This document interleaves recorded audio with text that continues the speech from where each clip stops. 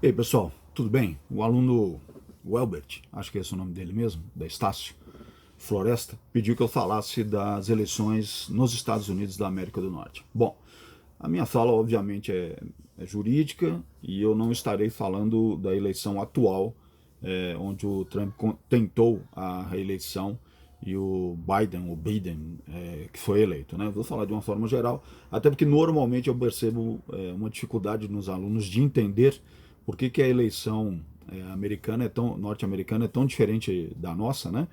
E por que às vezes se diz lá que, embora tal candidato tenha tido mais votos, não foi ele que ganhou a eleição. Então eu vou tentar explicar rapidamente. No Brasil, nós adotamos um critério de eleição, e assim que possível, né? Porque no início era como muita democracia, aspas, né? Como muita organização governamental, melhor dizendo, onde o voto era censitário, o voto era masculino, o voto era daquele que tivesse renda. Então era uma ideia de que deveriam ocupar cargos de gestão do Estado as pessoas que tivessem alguma, aspas, participação e importância na própria sociedade.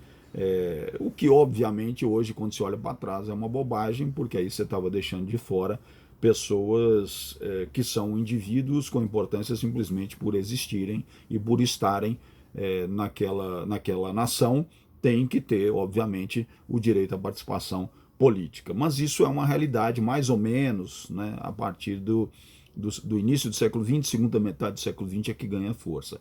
No Brasil, ganhou muita força mesmo após a Segunda Guerra Mundial, e mesmo assim tinha algumas restrições. A partir da Constituição de 88 é que isso se consolida. Então hoje no Brasil a gente tem a ideia do voto como sendo universal, né? Todos têm direito a votar, algumas pequenas restrições, mas em princípio todos, né? Dos 18 aos 70 anos, acho que é os 70, né? Obrigatório, dos 16 aos 18 voluntário e a partir dos 70 voluntário também. E o voto no Brasil, ele é, então, universal, ele é direto, secreto, periódico, pessoal, igual, então, igualitário, né? E assim, individual, né? Porque quando fala pessoal, quer dizer, você não pode votar por procuração, né? E ele é individual, então é o seu voto e o seu voto conta um. No Brasil é assim. Então, explicando rapidamente, né? O critério de universal é a inclusão do maior número de pessoas possíveis. Secreto, a nossa votação é secreta. Periódico significa dizer que você não vai votar uma única vez como exercício cívico. Várias vezes você vai ser chamado para fazer o seu exercício cívico. Ele é obrigatório também, né? Até tinha esquecido de dizer, ele é obrigatório, porque no Brasil a gente tem um conceito de que o voto é um direito-dever. Então, do mesmo jeito que o Estado tem o direito de te exigir, tem o dever de te exigir, você, por seu lado, também tem o direito de votar e o dever de ir votar. O direito de votar significa dizer que o Estado é obrigado a receber o teu voto, que é um direito teu.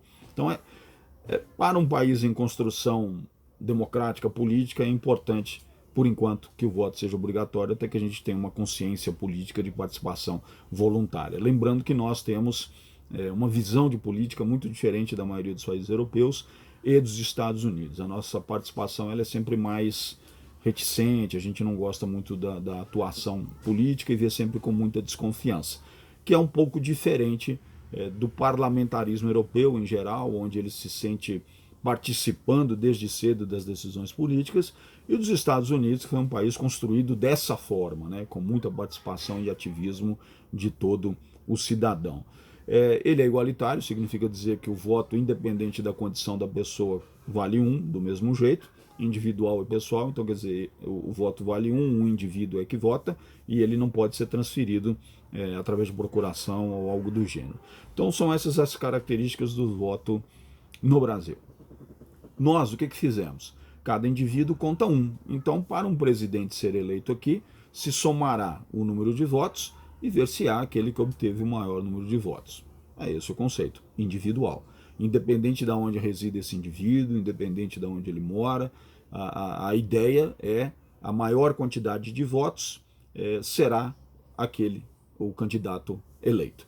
Já nos Estados Unidos não é assim. Vocês lembram, os Estados Unidos nasceu como sendo 13 colônias. Então, no início, eles eram uma confederação que elegiam um governo federal para tratar dos assuntos comuns. E ele tinha restrições para se intrometer nos assuntos individualizados de cada estado. Então, a escolha desse governo federal, ela ocorreu de uma forma diferente que ocorre no Brasil. E é o que vem acontecendo. Os Estados Unidos vêm com essa tradição. Como é que ela acontece? Ela acontece por estado. Então, o estado X vota em fulano, o estado Y vota em cicrano. Então vamos imaginar que é uma eleição no Brasil dessa forma.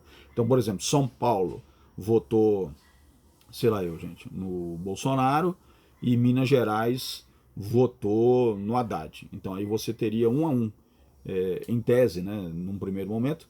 Tanto faz quantos são os moradores de São Paulo, quanto são os moradores de Minas Gerais. Como é a confederação, este estado confederado, ou federado depois, escolheu tal presidente da república. Então aí você teria os votos por unidade federativa e não por indivíduos.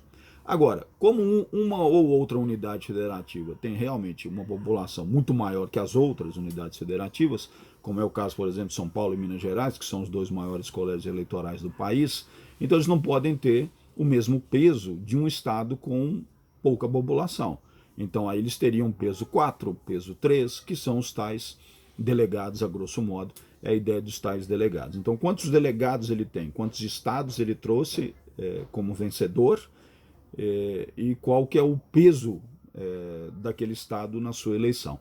Então seria mais ou menos essa a ideia. Por isso que você pode ter mais votos e perder uma eleição nos Estados Unidos. No Brasil isso não acontece. Por exemplo, se você for bem votado em São Paulo, os votos serão contados individualmente. Se você estivesse numa eleição ao modelo dos Estados Unidos, os votos seriam apenas um voto de uma unidade federativa com peso 5, então conta 5. Mas pode acontecer de você ter mais votos porque a população de São Paulo é maior, mas perder, por exemplo, que nenhum estado do Nordeste votou em você. Então, a relação das eleições nos Estados Unidos, elas são diferentes. E isso tem uma lógica, essa lógica da confederação, e a lógica dos delegados é porque não tinha sentido uma população inteira se deslocar para a votação, bastava ir o representante. Que é mais ou menos o início das votações, por exemplo, no Império Romano, era mais ou menos assim. Não tinha sentido todos votarem, apenas o pai votava, o patriarca, porque era ele quem representava a família. Não tinha sentido aqueles que eram mantidos pelo patriarca terem uma votação distinta daquela que o patriarca tinha. Então ele, o voto dele, representava o voto do grupo familiar. A gente ainda faz isso, óbvio, não tem comparação, tá, gente? Só para vocês raciocinarem. Em condomínios, por exemplo, o voto ainda é por apartamento, né? Então, alguma pessoa que vote pelo apartamento X, ela está representando aquele núcleo familiar todo, né? E não o voto individualizado dela, né? É esse o conceito. Bom, então as eleições dos Estados Unidos são diferentes da brasileira.